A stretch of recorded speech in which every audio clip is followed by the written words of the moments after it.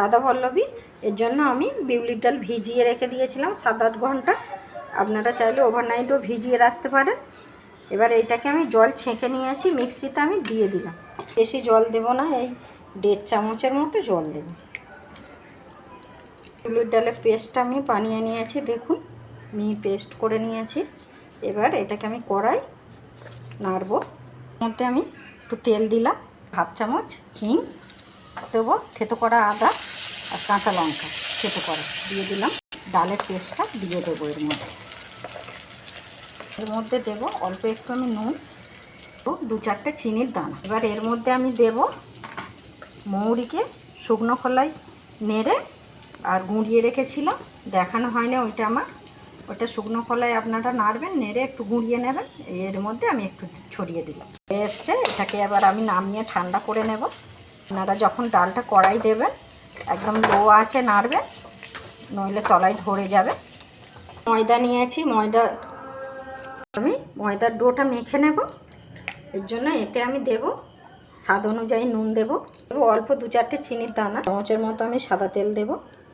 টাকা যেটা ওই মশলাতে মৌরি গুঁড়ো দিয়েছিলাম, এতে কিছুটা দিলাম অল্প, একসঙ্গে মিশিয়ে নেব। একসঙ্গে সব মিশিয়ে নিয়েছি। এবার মিক্সি ধোয়া জলটা, যেটা ডাল বেটেছিলাম এর মধ্যে একটু জল দিয়েছি, এই জলটা আস্তে আস্তে করে আমি দেব, দিয়ে মাখবো। এবার লাগে একসঙ্গে বেশি জল দেবেন না, এই জলটা দিলে একটু ফ্লেভারটা খুব সুন্দর হবে। এবার যতটা লাগে এতে জল দেব, আগে এটা দিয়ে মেখে নিই। তারপরে আমার মাখা হয়ে গেছে।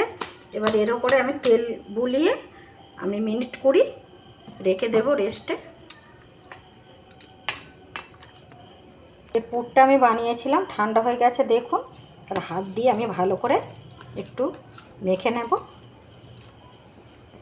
মেখে নিয়েছি, দেখুন কোনো ডেলা বা দানা কিচ্ছু নেই। এবার আমি মিনিট 20 বাদ দেখুন, এবার এটাকে লেচি কেটে নেব, একটা করে কেটে নেব, বাটির মতো করে নেব। আর এইভাবে ডেলা করে নেব, নিয়ে এই মাঝখানটা দিয়ে দেবো, একটু বেশি করে এই দেব, দিয়ে এইভাবে দিয়ে একটু পাকিয়ে নেব, নিয়ে যেটা বেশি হবে আমি কেটে নেব, এইভাবে করে নেব। নিলে এই হয়ে গেল আমার একটা। এইভাবে আপনারা বানাবেন। এই হয়ে গেল, এই নিলাম, বাটির মতো করে নেব গোল করে। এবার বেশি করে গোল করে আমি পুরটাকে নেব, এইভাবে গোল করে নিয়ে এই মাঝখানটাই দিয়ে দেব, দিয়ে এইভাবে মুখটা সিল করে দেব, দিয়ে এইভাবে পাকিয়ে নেব, নিয়ে যেটা বেশি হবে কেটে নেব। এই হয়ে গেল আমার আর একটা। আর এইভাবে করে নেব, তাহলে বের হবে না পুরটা। একটা করে বেলে নেব। আপনারা যখন আমার বলা হয়নি, ময়দাটা এইভাবে হাত দিয়ে তেল দিয়ে করে নেবেন, সমান করে নেবেন, হালকা হাতে এইভাবে বেলবেন, তাহলে পুরটাও বার হবে না, জিনিসটাও ভালো হবে। আর ধারটা যেন না মোটা হয়, এইভাবে হালকা হাতে চতুর্দিক সমান করে দেবেন। ময়দাটা যখন মাখবেন খুব শক্ত কাট করবেন না, আর খুব নরম করবেন না। এই দেখুন হয়ে গেল কতটা সুন্দর। দিয়েছি, গরম হয়ে গেছে, এবার আমি ছেড়ে দেব।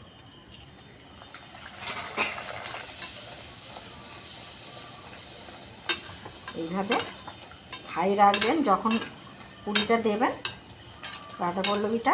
এই দেখুন কি সুন্দর বলের মতো ফুলেছে। এইভাবে আপনারা বানাবেন।